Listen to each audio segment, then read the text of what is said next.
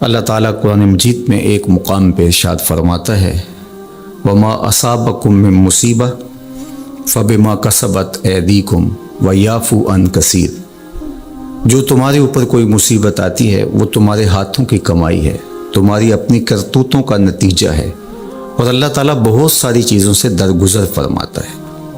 یہ اس کی کرم نوازی ہے کہ وہ درگزر فرماتا ہے اور کبھی کبھی گرفت کرتا ہے۔ اگر وہ ہر کوتاہی پر گرفت کرنے لگے تو قرآن مجید میں ایک دوسرے مقام پہ ارشاد فرمایا کہ لوگوں کے ظلم کی وجہ سے، بے جا کاموں کی وجہ سے اللہ اگر گرفت کرنے لگے تو زمین کی چھاتی پر ایک چوپایا بھی زندہ نہ بچ پائے۔ تو اللہ جل شانہ اپنے بندوں کو معاف بھی فرماتا ہے اور ان کی گرفت بھی کرتا ہے۔ پچھلی امتیں جب گناہوں میں مبتلا ہوتی تو ان کو تنبیہات کی جاتی، ان کو سمجھایا جاتا انبیاء علیہم السلام کے ذریعے سے، اور انہیں چھوٹے عذاب کے جھٹکے دے کر کے تنبیہ کی جاتی۔ لیکن جب وہ قومیں نہ سنبھلتی تو اللہ تعالیٰ جل شانہ ان کے اوپر عذاب استیصال نازل کرتا۔ عذاب استیصال یہ ہے کہ وہ قومیں وجود سے مٹا دی جاتی۔ اس امت پر اگرچہ یہ کتنے بڑے جرم ہی کیوں نہ کریں، ان پر عذاب استیصال نہیں آئے گا۔ اللہ کے محبوب صلی اللہ علیہ وآلہ وسلم کا پاکیزہ وجود اور حضور کی رحمت کی تنی ہوئی چادر ہمارے لیے بچاؤ کی ضامن بن جاتی ہے، اور ہم اللہ تعالیٰ کی طرف سے آنے والے عذابوں سے بچ جاتے ہیں۔ کفار مکہ نے باقاعدہ مطالبہ کیا، اے اللہ اگر تیرا یہ رسول سچا ہے فامطر علینا حجارۃ من السماء، تو آسمان سے ہمارے اوپر پتھر نازل کر۔ تو حضور صلی اللہ علیہ وآلہ وسلم کے رب نے کیا جواب دیا؟ وما کان اللہ لیعذبہم وانت فیہم، محبوب اللہ کی یہ شان نہیں ہے کہ تو ان کے اندر رہتا ہو اور میں ان پر عذاب نازل کروں۔ حالانکہ پچھلی امتوں پر عذاب نازل ہوا اور یہ امت خود عذاب مانگ رہی ہے۔ کفار نے عذاب طلب کیا لیکن کہا کہ محبوب تیری وجہ سے میں ان پر عذاب نازل نہیں کروں گا، اگر ان کی رحمت نہ ہو درمیان میں ابھی آگ لگ جائے دونوں جہاں میں۔ تو وہ عذاب استیصال جو قوموں کے وجود کو مٹا دیتا ہے، امت مصطفیہ پر، حضور علیہ السلام کے غلاموں پر وہ کبھی بھی نہیں نازل ہوگا۔ لیکن آزمائشیں، ابتلائیں اور سزائیں ان کو وقفے وقفے سے دی جاتی ہیں تاکہ یہ سنبھل جائیں اور اپنے اعمال کو درست کریں اور اپنا محاسبہ کریں۔ اگر وہ اس کے باوجود بھی نہ سمجھیں تو اللہ تعالیٰ جل شانہ کی سخت ناراضگی کا موجب ہے۔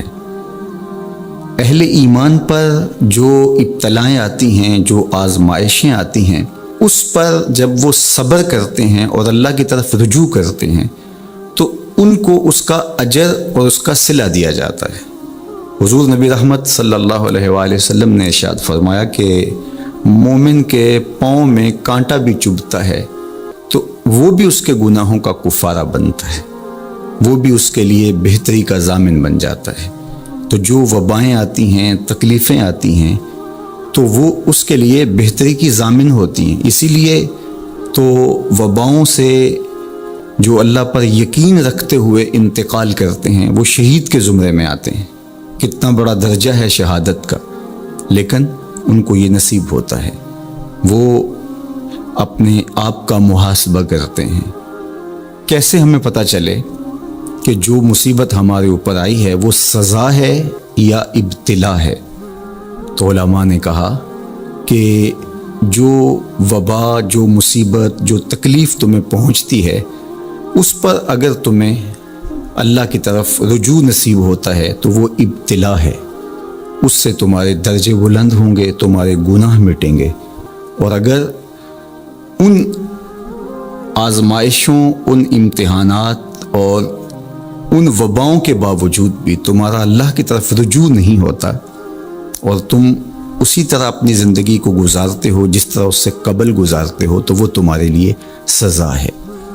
تو مجھے اور آپ کو اس موقع پر دیکھنا ہوگا کہ ہم کس مرحلے سے گزر رہے ہیں، ہماری کیفیت باطن کیا ہے، کیا یہ خوف و ہراس کا عالم اور یہ وبائی امراض اور اس وقت پوری دنیا کے اوپر جو کیفیت ہے وہ ہمارے لیے اللہ کی قربت کا سبب بن رہی ہے، رجوع اللہ کا ذریعہ بن رہی ہے، توبہ و استغفار کا سبب بن رہی ہے، ہم اللہ تعالیٰ جل شانہ کی قربت حاصل کرنے کے لیے کوشاں ہو گئے ہیں، یا کہ ہمارے رویے، ہمارا طرز زندگی اور ہمارا انداز معاشرت بالکل تبدیل نہیں ہوا اور ہم جس طرح کی زندگی پہلے گزار رہے تھے اس طرح کی ہی زندگی بسر کر رہے ہیں، تو پھر یہ ہمارے لیے سزا ہے، ورنہ ہمارے لیے ابتلا ہے، آزمائش ہے، امتحان ہے، اور ہم اس میں اللہ کی قربت کے ذریعے سے اللہ کی پناہ میں آ کے سرخرو ہو رہے ہیں، کامیاب اور بامراد ہو رہے ہیں۔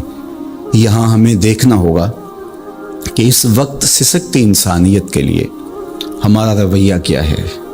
کیا ہم نے اشیاء خورد و نوش سے لے کر کے ضروری ادویات تک اور انسانی ضرورت کے لیے اس وبا سے بچنے کے لیے جو ماسک پہنا جاتا ہے اس کو حصول زر کا ذریعہ بنایا، یا کہ ہم انسانیت کی خدمت کے لیے اس وقت میدان عمل میں موجود ہیں؟ تو ہم اپنے عمل سے، اپنے رویے سے اپنے آپ کو جج کر سکتے ہیں، اپنے آپ کو دیکھ سکتے ہیں۔ اقبال نے کہا تھا اپنے دل سے پوچھ، ملا سے نہ پوچھ۔ تو ہمیں اپنے اندر سے فتویٰ ملتا ہے ہم کس جگہ پہ کھڑے ہیں، تو ہمیں اس حوالے سے اپنے آپ کو دیکھنا چاہیے۔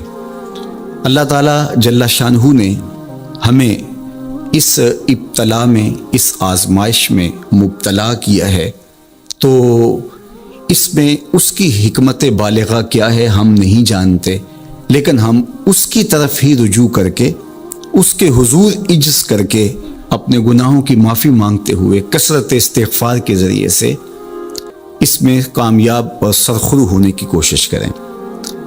اللہ جل شانہ کے محبوب علیہ السلام نے ہمیں مشکلات سے صبر کے دامن کو تھام کر گزرنے کی تلقین کی ہے، اور صبر اجر کا ضامن بنتا ہے، اور اگر بے صبری کے ذریعے سے اور واویلے کے ذریعے سے ہم وقت گزارتے ہیں تو تکلیف تو اس سے کم نہیں ہوتی، لیکن اجر برباد کر بیٹھتے ہیں۔ ہمیں ایسی مشکل گھڑیوں میں صدقہ و خیرات کے ذریعے سے اللہ کی قربت اختیار کرنے کا حکم دیا گیا۔ فرمایا گیا داؤ مرداکم بالصدقہ، اپنے مریضوں کا علاج صدقے سے کرو، تمہارے امراض کا علاج صدقے میں چھپا ہوا ہے۔ جب تم صدقہ کرتے ہو تو مشکلیں ٹلتی ہیں، تکلیفیں دور ہوتی ہیں، اور پھر تضرع کے ساتھ، زاری کے ساتھ، دعاؤں کے ساتھ، التجاؤں کے ساتھ اللہ کے حضور پیش ہو جاؤ۔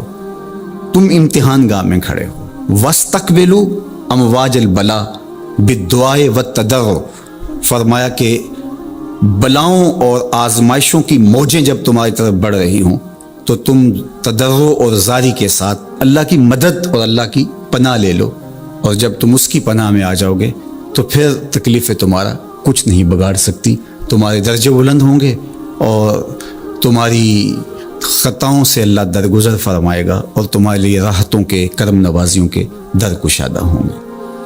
اللہ جل شانہ کی بارگاہ میں ہم دعا بھی کریں، کثرت کے ساتھ استغفار بھی طلب کریں، چونکہ استغفار ہمارے لیے تریاق کا درجہ رکھتا ہے، بالخصوص جب ہم ان حالات میں ہیں۔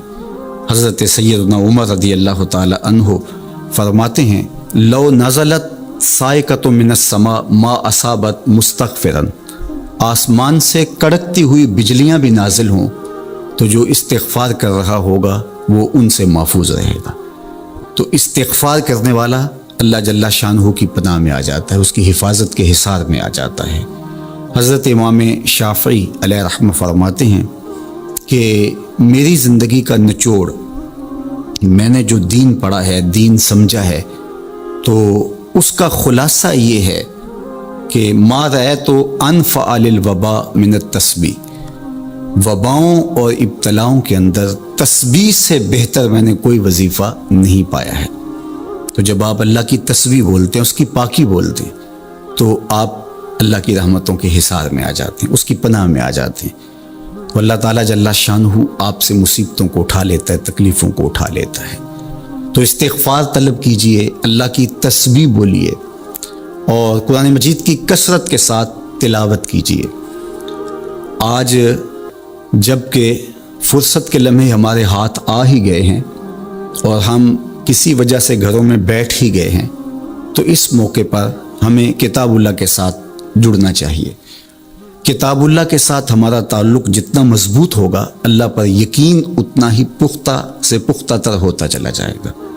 لیکن آج اگر سویر سے لے کر شام تک اور شام سے لے کر سویر تک ہم اپنا وقت یوں ہی برباد کر رہے ہوں اور ہمیں قرآن مجید کھول کر کے پڑھنے کی توفیق بھی میسر نہ آئے، تو پھر اس کا مطلب یہ ہے کہ ہم اس سزا کو کاٹ رہے ہیں، اس ابتلا سے اللہ کی قربت حاصل نہیں کر رہے۔ تو قرآن مجید کی تلاوت ہمیں اللہ کی قربت دیتی ہے، بلکہ ایک روایت میں آیا کہ جو شخص قرآن مجید کی تلاوت میں مشغول رہا اور اس مشغولیت کی وجہ سے اس کو دعا مانگنے کا موقع بھی نہ مل سکا، اللہ اس کو دعائیں مانگنے والوں سے زیادہ عطا فرمائے گا، چونکہ وہ اللہ کے کلام کے اندر مصروف ہو گیا۔ تو آج کل فرصت کے لمحات میں ہمیں اپنے بچوں کو بٹھا کر کے بھی ترغیب دینی چاہیے کہ وہ قرآن مجید کی تلاوت کریں، اور خود بھی قرآن مجید کی تلاوت اپنے معمولات میں شامل کرنی چاہیے۔ اور جتنے بھی یہ دن ہمیں میسر ہیں، اپنی روٹین اس حساب سے ہم بنا سکتے ہیں کہ قرآن مجید کے ساتھ ہم جڑ جائیں، اور اس کو اگر مفاہیم و مطالب کے ساتھ پڑھنے کا مزاج ہو اور روزانہ 1 پارہ یا 2 پارہ اس کے مفاہیم کے ساتھ، اس کے مطالب کے ساتھ اگر پڑھنا نصیب ہو جائے، تو پھر قرآن مجید کے پیغام کو سمجھنے کا ہمیں موقع مل جائے گا۔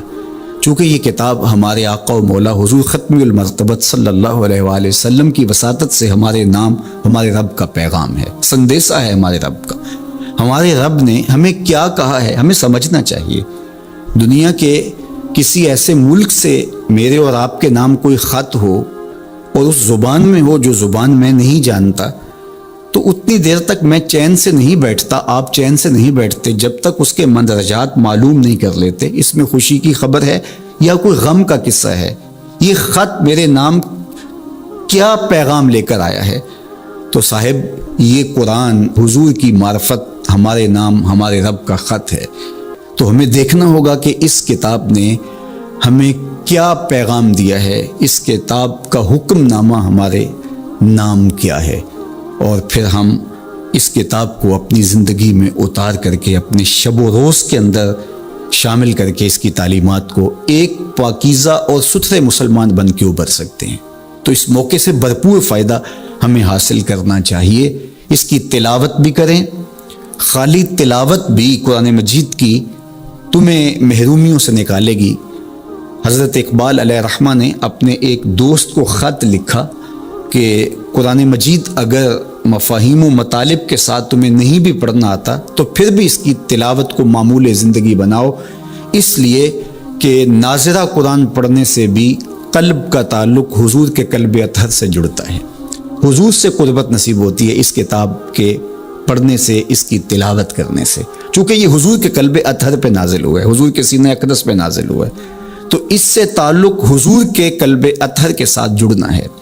اور ہمیں فرمایا گیا کہ راتوں کی تنہائیوں میں اٹھ کے قرآن پڑھا کرو اور قرآن پڑھتے ہوئے رویا کرو، اور یہ بھی فرمایا گیا فَإِلَّمْ تَبْكُوا فَتَبَاكُوا، اور اگر رونا نہ آئے تو رونے کی کوشش کیا کرو، تکلف کے ساتھ اپنے اوپر وہ کیفیت طاری کرو کہ تمہاری آنکھیں آنسوؤں کا خراج دیں اس قرآن کو پڑھتے ہوئے۔ کیا یہ تصور تھوڑا ہے کہ جب تم قرآن پڑھ رہے ہو تو اس خیال میں ہو کہ میں اپنے رب کا کلام پڑھ رہا ہوں؟ فرمایا تمہارا رب سے ہم کلام ہونے کو جی چاہے تو قرآن کھول کے بیٹھ جاؤ، یہ رب سے ہم کلام ہونا ہے۔ حضرت داتا گنج بخش علی حجویری علیہ رحمہ سے ایک مرید نے کہا حضرت اگر رونے کی کوشش کریں تو پھر بھی رونا نہ آئے تو فرمایا پھر اپنے مقدر پہ رویا کرو۔ تم اتنے سنگ دل ہو گئے ہو کہ تم رونا بھی چاہتے ہو لیکن تمہاری آنکھیں آنسوں کا خراج نہیں دیتی۔ تو اس کتاب کے ساتھ جڑ کے، اس کتاب کے ساتھ وابستہ ہو کے، اس کے ساتھ تعلق خاطر قائم کر کے اپنی زندگی کو سنوارا جا سکتا ہے۔ یہ کتاب زندگی ہے، یہ نسخہ حیات ہے، نسخہ کیمیا ہے۔ فاش می گوئم آنکھ در دل مزمرست، این کتاب نیست چیز دیگرست۔ اقبال نے کہا اگر میں کھل کے بتا دوں جو میرے سینے میں پوشیدہ ہے، یہ کتاب نہیں، یہ کوئی اور ہی چیز ہے۔ یہ زندگی بخش ہے، یہ حیات آفری ہے، اس کا ایک ایک لفظ نور دیتا ہے، اس کا ایک ایک حرف اجالے بانٹتا ہے۔ بلکہ وہ لوگ جو اس کتاب سے زندگی حاصل نہیں کرتے اور اس کتاب کے ہوتے ہوئے بھی محرومیوں کا شکار ہے، تو بڑی خوبصورتی کے ساتھ اقبال نے تنقید کی اور سوئے ہوئے ضمیر جگانے کی کوشش کی۔ ببند صوفی و ملا اسیری حیات از حکمت قرآن گیری، با آیاتش ترا کار جزی نیست کیا از یاسین او آساں بمیری۔ اقبال کہتے ہیں تو جاہل صوفی اور کاہل ملا کے ایسے پھندے میں پھنسا کہ تو نے قرآن سے زندگی تلاش نہیں کی۔ قرآن کی آیتوں سے تجھے صرف اتنا سروکار ہے، جب تیرے بوڑھے کی روح اٹک گئی تو سورہ یاسین لے کے بیٹھ گیا کہ میں اس کی تلاوت کروں اور اس کی روح آسانی سے نکل جائے۔ اقبال کہتے ہیں اس میں کوئی شک نہیں ہے، مرنے والے کو اس کا فائدہ ہوتا ہے، لیکن مجھے افسوس اس بات کا ہے کہ اس قرآن سے بھی تو نے مرنا ہی سیکھا، کاش اس قرآن سے جینا سیکھ لیا ہوتا۔ یہ تجھے زندگی کے کرینے سکھاتا، تجھے اسلوب حیات بتاتا، تجھے جینے کا طریقہ بتاتا، تجھے محمد عربی کی دہلیز پہ لے جاتا، تمہیں خدا کی قربت دیتا، خشیت الہی کے اجالے دیتا۔ یہ کتاب زندگی بخش اور حیات آفری تھی، تو نے کیوں اس کتاب کے ہوتے ہوئے اپنے آپ کو محرومیوں کے سپرد کر دیا؟ تو یہ موقع ہمیں ملا ہے زندگی کی گہما گہمی میں، زندگی کی چکا چون میں، سویر سے شام تک، شام سے سویر تک بھاگم بھاگ لگی تھی، تو کسی وجہ سے لمحے فرصت کے ہاتھ آ ہی گئے ہیں، تو آئیے ہم اپنا ربط کتاب اللہ سے جوڑیں، قرآن سے جڑ جائیں اور اس کی تلاوت کو شعار زندگی بنا لیں۔ گھر تو می خواہی مسلمہ زیستن نیست ممکن جز بقرآن زیستن، اگر تو مومن بن کے، مسلمان بن کے جینا چاہتا ہے تو قرآن کے بغیر تیرا ایک لمحہ بھی نہیں بیت سکتا۔ تو اس کتاب کے ساتھ ہمیں وابستہ ہونا چاہیے، روزانہ 1-2 پارے خود بھی پڑھنے چاہیے اور اپنے بچوں کو بھی اس کی ترغیب دینی چاہیے۔ روزانہ ہماری صبح کا آغاز تلاوت کلام مجید سے ہو تو زندگی کتنی خوشگوار، پر نور، تاباں اور منور ہوگی۔ تو اس موقع پر میں مشورہ دوں گا اپنے جملہ ناظرین سے، سامعین سے، کہ وہ کتاب اللہ کے ساتھ جڑ جائیں اور یہ کتاب دیکھنا کہ کیسے موتی اچھال کے تمہاری گود میں ڈالتی ہے۔ یہ دنیا کی واحد کتاب ہے جو اپنے قاری کو اس کے نفسیات کے مطابق، اس کے مبلغ علم کے مطابق، اس کے ظرف کے مطابق اس کو عطا کرتی ہے۔ دنیا کی کتنی کتابیں ہیں جو ایک عام شخص کے لیے تو دلچسپ ہیں، لیکن جو علم کی بلندیوں پر اڑ رہا ہے تو اس کے لیے اس کتاب میں کچھ بھی نہیں ہوتا، اور کتنی کتابیں ہیں جو اہل علم کے لیے تو سرمایہ ہیں، لیکن جو نچلے درجے کا عام شخص ہے اس کو اس کی سمجھ ہی نہیں آتی۔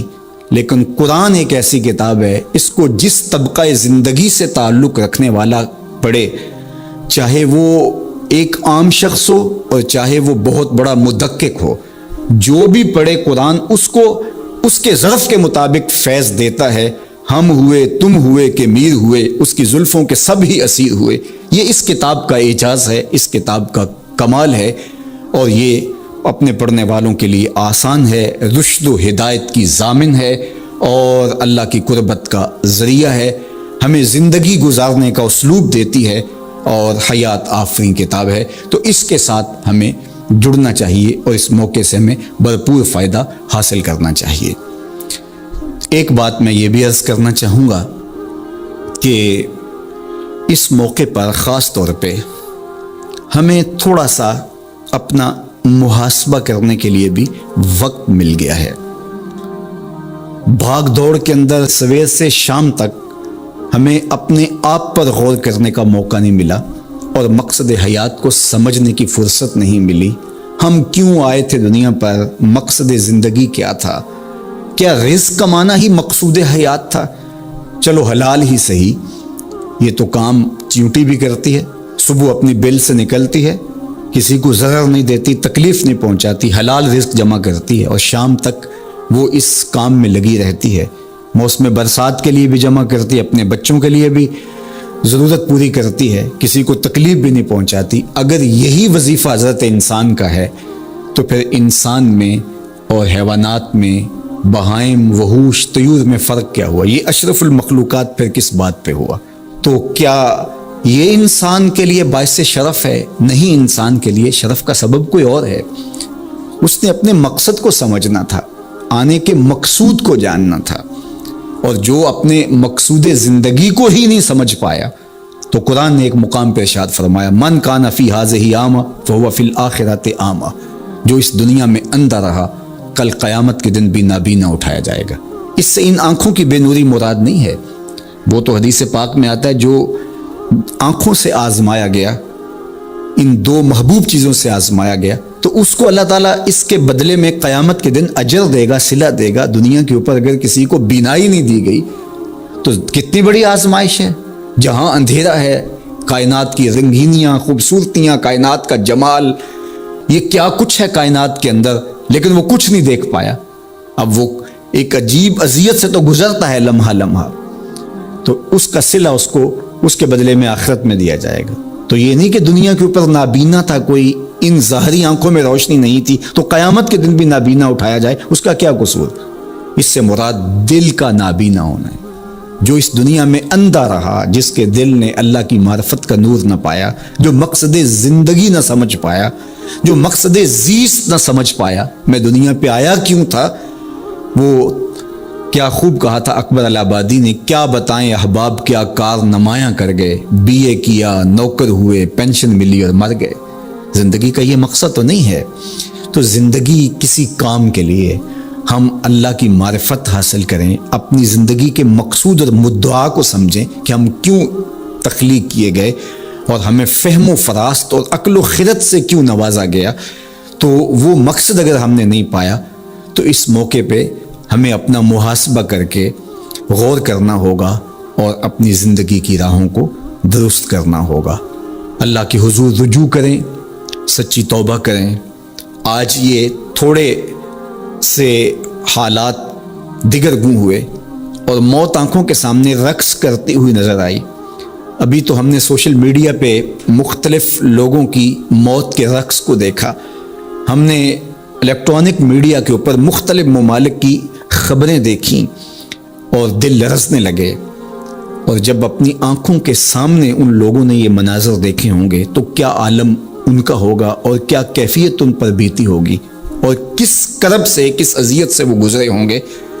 اور ہزاروں انسانوں میں سے کوئی ایک شخص آغوش موت میں اترا، اور اس کی سسکیاں اور آخری لمحے اس کی تڑپ اور اس کی بے چینیاں اور اس کے خاندان کی محرومیاں اور ان کی آنکھوں سے برستے ہوئے آنسو دل لرزا دیتے ہیں۔ تو ذرا 2 لمحوں کے لیے تصور کر لیجئے کہ اربوں انسان ہیں، تو چند ہزار لوگ آغوش موت میں اترے تو ہمارا وجود لرزنے لگا، تو وہ لمحہ کتنا دردناک ہوگا جب یہ زمین بھی لپیٹی جا رہی ہوگی، جب آسمان بھی لپیٹا جا رہا ہوگا، اور ہر ذی روح اس دنیا سے رخصت ہو رہا ہوگا، اور خوف قیامت اور قیامت کا وہ زلزلہ، وہ جھٹکا، اپنے اطراف میں دائیں بائیں آگے پیچھے لاشیں گرتی نظر آئیں گی، اور پھر جسموں کے پرزے اڑتے ہوئے دکھائی دیں گے۔ اذا زلزلت الارض زلزالها واخرجت الارض اثقالها وقال الانسان ما لها یومئذ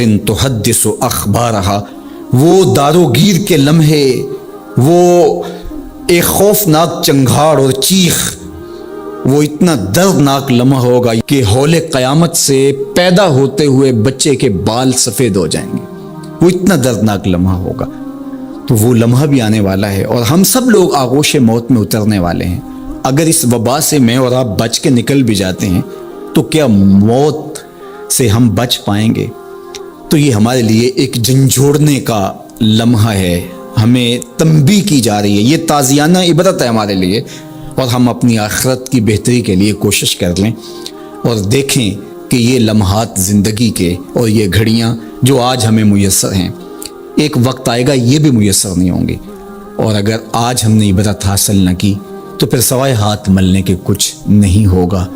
وہ ایک فقیر تھا، بازار سے گزر رہا تھا تو لوگوں کو دنیا میں کھوئے ہوئے دیکھا تو دل میں رحم جاگا، تو ان کو سمجھایا کہ یہ سب کچھ دنیا ہی نہیں ہے، اس دنیا کے بعد بھی کوئی جہاں ہے، تم نے کسی کے حضور پیش ہونا ہے اور اپنے اعمال کی جواب دہی تمہارے کندھوں پہ ہے، تو آؤ اپنی آخرت کو یاد کرو اور اپنے رب سے تعلق جوڑ لو۔ لوگوں نے کہا جا بابا کام کر، تجھے کیا پتہ کہ دنیا کی لذتیں کیا ہیں اور ہم کس کام کاج میں لگے ہیں، جا اپنا کام کر۔ وہ شخص دل برداشتہ ہو گیا، وہاں کھڑا ہو کے آنسو بہانے لگا۔ کوئی شخص گزرتا ہوا رکا تو اس نے ایک شخص کو روتے ہوئے دیکھا تو رک کے کہنے لگا کہ کسی نے تجھے تنگ کیا ہے، کسی نے تیرے اوپر کوئی زیادتی کی ہے، تم کیوں رو رہے؟ اس نے کہا کسی نے کوئی زیادتی نہیں کی، بس ان کے رویے نے رلا دیا۔ کہا کیا ہوا؟ کہا گزر رہا تھا، ان کو دنیا میں کھوئے ہوئے دیکھا، دل میں